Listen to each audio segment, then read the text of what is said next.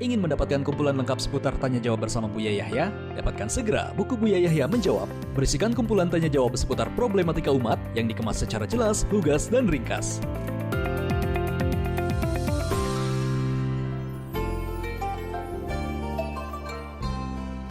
Assalamualaikum Buya. Assalamualaikum warahmatullahi wabarakatuh. Saya hamba Allah ingin bertanya, bagaimana jika cucian baju yang ada sabunnya kejatuhan najis, sedangkan sabun merusak kesucian, solusinya bagaimana Buya? Soalnya saya susah menghilangkan sisa-sisa sabunnya.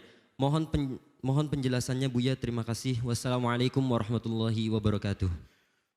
Ada di dalam urusan baju najis itu, ada yang namanya membersihkan baju, ada yang namanya menyucikan baju. Kalau membersihkan hanya kita ingin melepas baju dari kotoran. Kalau mensucikannya harus dengan aturan. Seperti itu. Jadi bisa jadi sesuatu itu bersih tapi dia adalah najis. Ada kotor tapi suci. Yang paling tepat adalah bersih dan suci. Nah, sabun itu adalah untuk membersihkan, bukan menyucikan. Enggak ada sabun tidak mencucikan. Cuma namanya saja sabun cuci. Jadi dirubah sabun bersih. Sabun cuci, sabun tidak mencucikannya. Yang menyucikan adalah air nanti pada akhirnya. Sabun itu adalah seperti hal yang lain, membantu untuk mencucikan, untuk membersihkan dulu baru nanti disucikannya.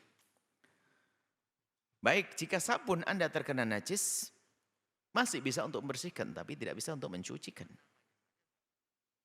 Mungkin ini adalah, mungkin yang bertanya ini pernah membaca fikih praktis tentang fikih mesin cuci.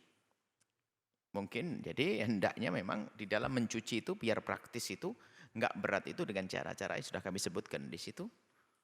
Tentunya jika harus pakai sabun, hendaknya setelah baju itu suci. Sebab sabun itu kan merubah warna air dan sebagainya, menjadi merepotkan kita untuk menyuci, untuk membilasnya nanti. Jadi kalau ada sabun dicampur air, maka air itu menjadi air tidak mencucikannya lagi. Sehingga kalau baju kita masukkan, lalu mesin cuci kita putar, kemudian kita keringin, maka tidak suci.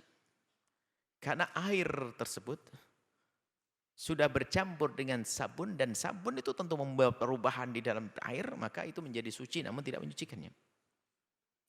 Apalagi jika nanti dibarengi dengan sesuatu yang najis. Kalau ada sesuatu yang najis kok bertemu dengan air yang tidak suci, tidak menyucikannya. Air sabun, air yang terkena sabun, air yang tidak bisa menyucikannya. Tak taunya bertemu dengan najis, akan jadi najis semuanya. Itu harus pahami, makanya harus waspada. Cuman waspada di sini bukan berarti Anda harus masuk was-was, tidak. Waspada bukan was-was, tapi yuk hati-hati. Agar lebih mudah dalam mencuci baju. Pertama kita sebutkan lebihlah antara barang najis dan barang kotor.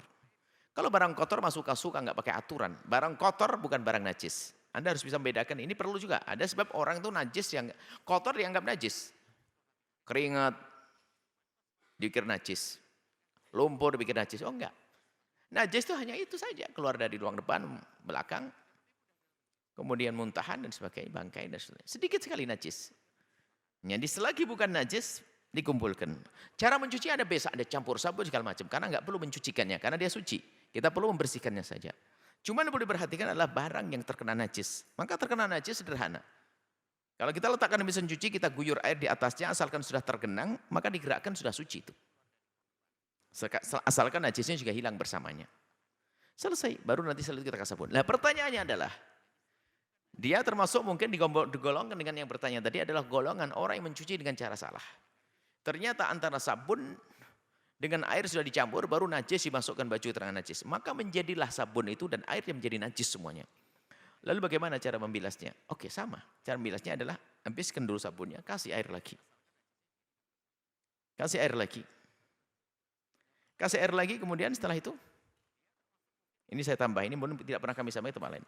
Setelah dibilas, selesai. Yang penting apa? Kalau masalah busa, tidak perlu. Jangan sampai hilangnya busa. Kalau sampai hilangnya busa, Anda akan stres. Yang penting seandainya Anda jilat, nggak ada rasa sabunnya. Ya. Kalau harum memang aroma itu adalah memang dibuat harum aroma. Itu ada dimaafkan sebetulnya aroma itu kan aroma. Aroma itu sebetulnya sesuatu yang gini ya. Itu kan harus hilang pada dasarnya. Rasanya tidak ada. Ya kan? Rasanya tidak ada. Maka nanti setelah air dihabiskan baru diguyur lagi dengan air banyak. Kemudian setelah itu digoyang. Setelah itu biar air hilang dan insya Allah selesai. Yang jelas apa? Busa jangan dianggap.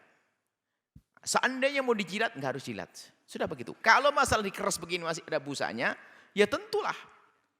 Yang namanya bekas sabun itu mestinya tentu. Tapi bukan berarti najis ada di situ. Itu saja digampangkan, setelah itu jangan kena was-was. Sudahlah. Yang penting sudah Anda bilas lagi. Cuman yang kami sebutkan dalam fikih praktis itu adalah cara yang mudah biar Anda tidak kena was-was, tidak capek. Hendaknya Anda pilah antara baju najis dan baju kotor. Kemudian caranya pun adalah baju didahulukan, kemudian air dituangkan. Setelah itu digoyang, kemudian setelah itu baru dikasih sabun. Jangan sabun duluan, itu hanya cara saja untuk mempermudah.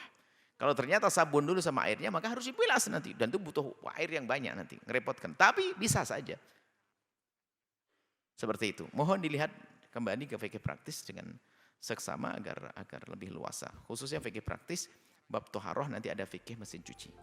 Semoga Allah memberikan pemahaman yang benar. Wallahu a'lam bishawab. Sahabat Al-Bahjah TV, setelah menyaksikan video ini, jangan lupa bersolawat kepada baginda Nabi Muhammad. Shollu ala Nabi Muhammad. Allahumma sholli alaihi wa ala alihi wa sahbihi.